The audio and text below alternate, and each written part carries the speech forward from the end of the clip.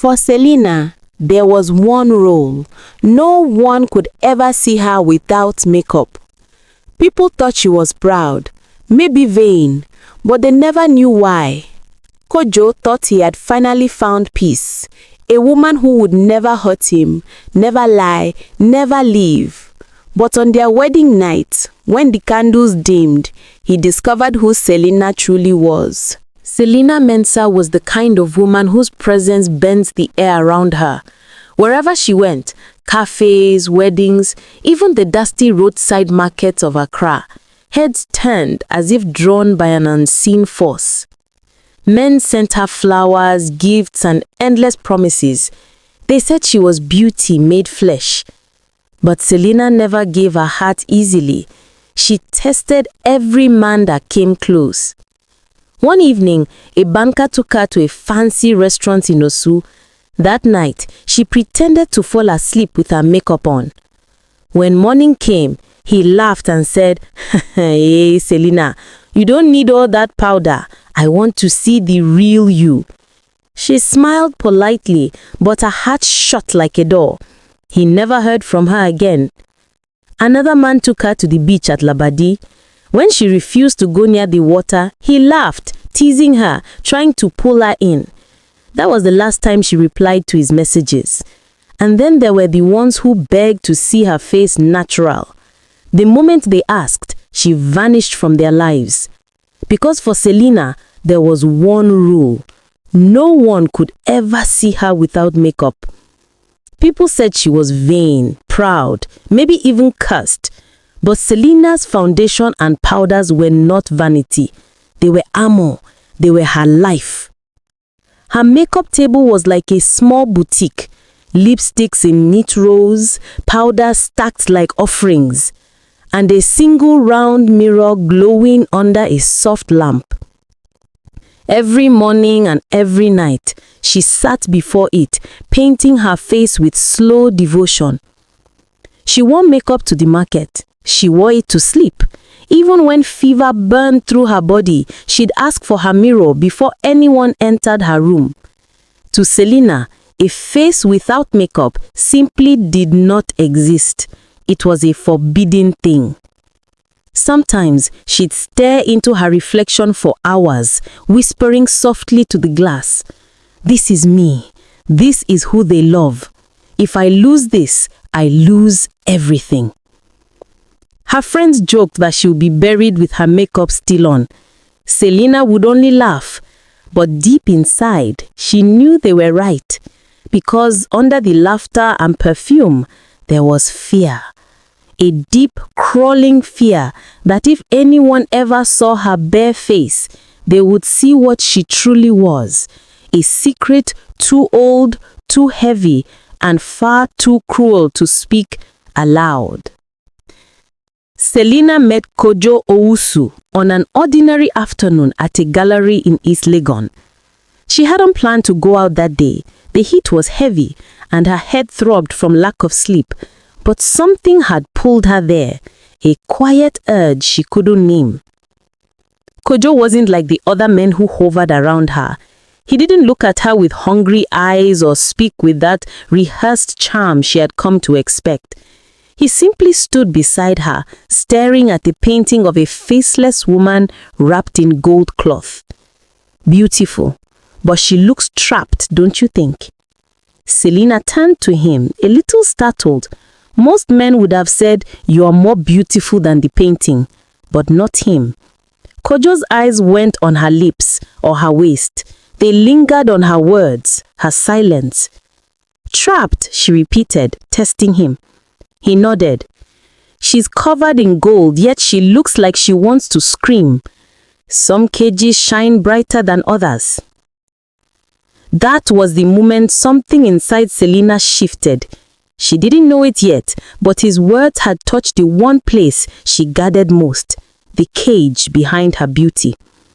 From that day, Kojo began to appear often, at the cafe where she bought her morning tea, at the small art shop near her apartment. At first, she thought it was coincidence, but soon she realized he was waiting. Still, he never asked for her number.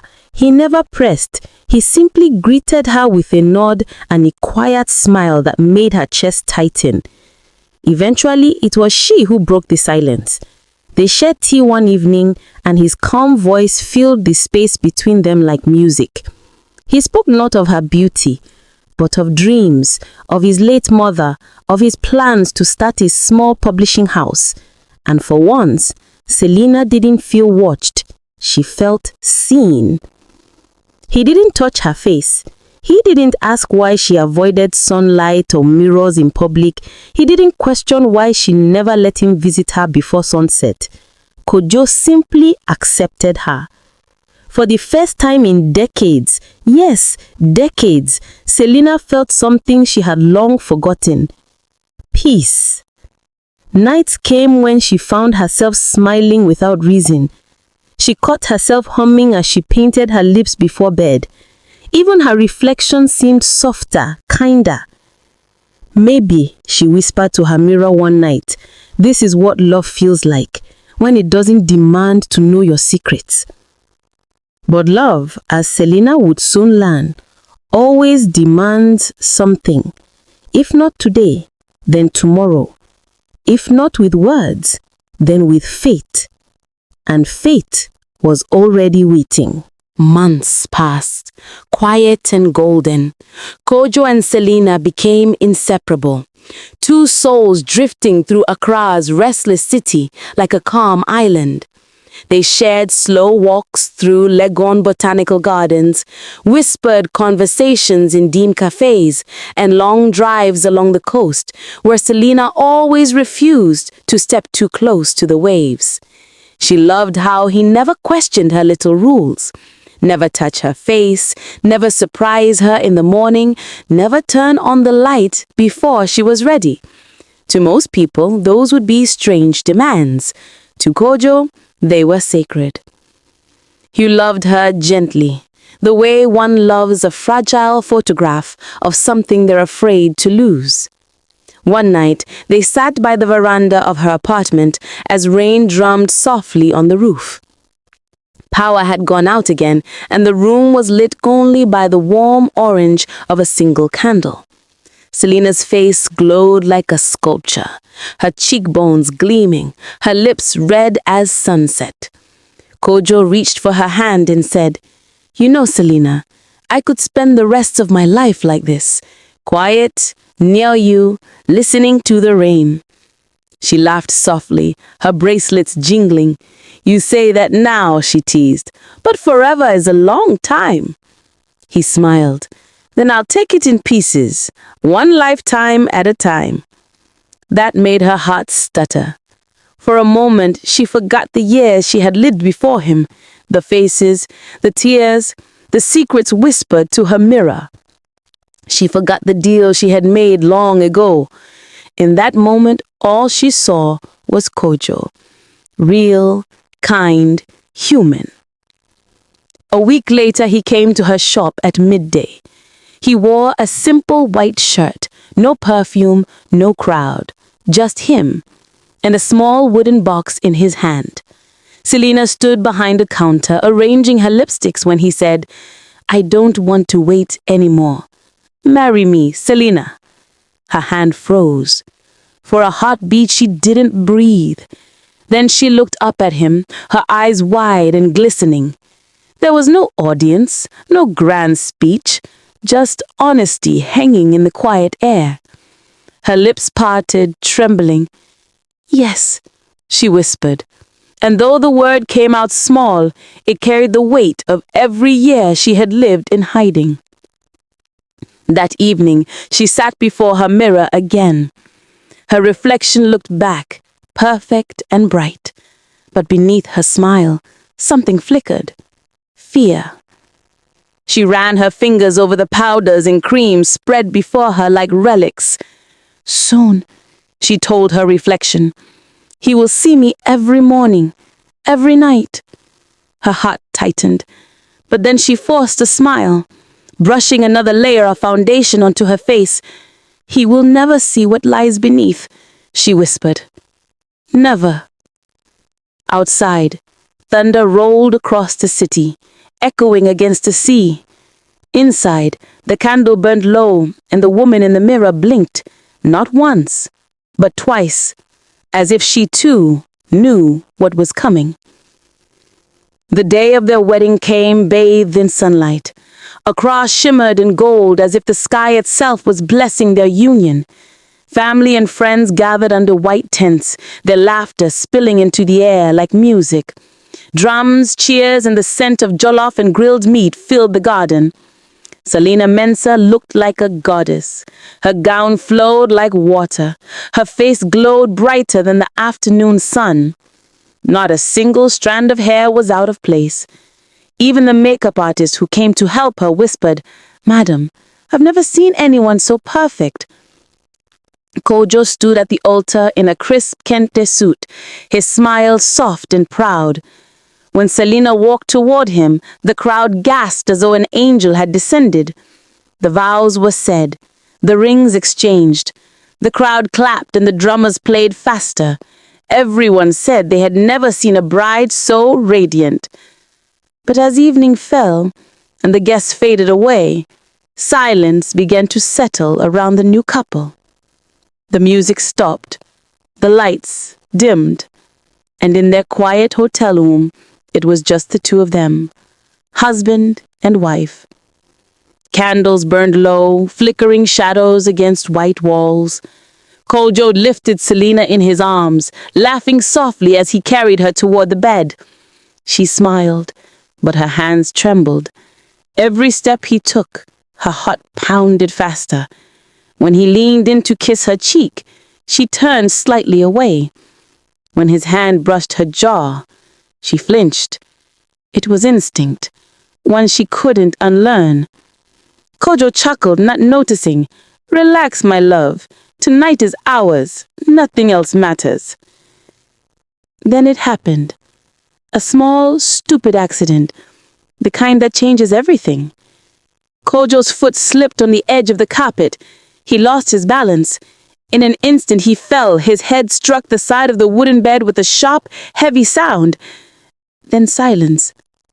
Selena froze. The world blurred. "Kojo," she whispered, her voice trembling. No answer.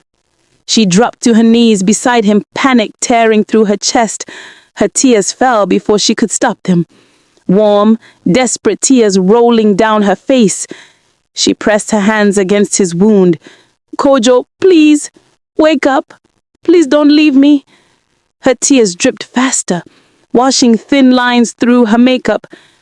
But Selena didn't notice. For the first time in her long, guarded life, she forgot the mask. She forgot the rule. Then Kojo stirred. He groaned, his eyes fluttering open. Selena gasped in relief and leaned close, whispering his name. But when his eyes focused on her face, he froze. His mouth fell open. His expression twisted from confusion to horror. "Selena," he whispered. What happened to you?" Selena blinked, confused. Then she saw his face. Not love, not relief, but fear. Her hand rose to her cheek. It felt rough, dry. The smoothness was gone. She looked down. The mirror on the dressing table reflected back a face she didn't recognize. Her cheeks were cracked, her lips pale, her skin old and lined. "No," she breathed. "No, not now." Kojo pushed himself up, staring at her as if fiend endorsed. You are not..." He stammered. How old are you?" Selena's heart broke. She covered her face and sobbed, her voice shaking. "Kojo, please, I can explain." But Kojo could not move. The young bride he had carried moments ago was gone. Before him stood a woman with silver strands in her hair, trembling hands, and eyes full of centuries. He backed away slowly, his voice trembling. This can't be you." Selena reached for him, crying, "Please don't go. Let me explain. I beg you." Her tears hit the floor, and with each one more of her beauty dissolved. until the woman before him was no longer Selena the goddess, but Selena the truth. And the truth was ancient. Kojo's breath came fast, uneven. The room smelled of candle wax and fear. Selena crawled toward him, her tears mixing with broken traces of powder on the floor. "Please," she whispered, "please don't look at me like that." Kojo pressed his back against the wall, eyes wide. He wanted to speak, to understand, but words refused him. Selena's hands trembled as she reached for him again. Her voice cracked like thin glass. "I am still me, Kojo. I am Selena. I swear it." But her face, her real face, betrayed her. Her skin sagged in folds, her hair thinned, her youth stripped away by every drop of salt water that left her eyes. Kojo's whisper broke through the silence. "What are you?" The question pierced her like a blade. She wiped her face, smearing the last of the makeup into pale streaks. Then she sat back, her voice low and trembling. "It started long before you were born," she said. "When I was 35. Kojo's eyes flickered in disbelief, but she continued. Her words came slowly, painfully, as if each one cost her a breath. "I was engaged once to a man named Nanayao. I thought he loved me. We planned a wedding, a life, everything. But a month before our ceremony, he left me for a younger woman, someone fresher, prettier." Her voice broke, and she touched her chest as if steadying her heart. "I lost myself that year. I couldn't eat, I couldn't sleep. I looked in the mirror and saw nothing worth loving." One night, in her despair, she wandered to the edge of town, near the mangrove swamp that locals said was haunted. And there she met her, an old woman dressed in black, her skin pale as ash. Her voice was soft, yet it echoed like two people speaking at once. "She called me by name," Selena whispered, her eyes distant. "She said she knew my pain. She told me she could give me a gift, a powder that would keep my beauty untouched by time, so that no man would ever leave me again." Kojo swallowed hard. His voice trembled. "You accepted?" Selena nodded slowly. "I was foolish, broken. I said yes without asking the price." The old woman had smiled, handed her a small clay jar, and said only one rule: "Never let your tears touch your face, for sorrow breaks the spell." Selena closed her eyes. "And from that day, Kojo, my youth never left me. Years passed, decades. The men I loved grew old. Some died in my arms. Some left thinking I was unchanging witch. I told myself I was fine, that I was blessed. But every time I buried one, I felt emptier inside." Kojo's eyes filled with horror and pity. "How long?" he whispered. "How long have you lived like this?" Selena met his gaze. Her lips trembled. 100 years. The candles flickered, their flames bending as though the air itself shivered. Kojo's hands began to shake. He looked at the woman before him, the wrinkled face, the trembling fingers, and tried to imagine her across a century of stolen time. Selena wiped another tear from her cheek, but it was too late. The powder's final strength was fading. Her face grew older by the second, veils deepening, hair whitening, voice weakening. "I thought you would be the one I could love without losing myself, the one who would never ask to see what I truly am." Kojo turned away, pressing his hand to his mouth. The room was spinning. "Selena, this is a curse." She nodded.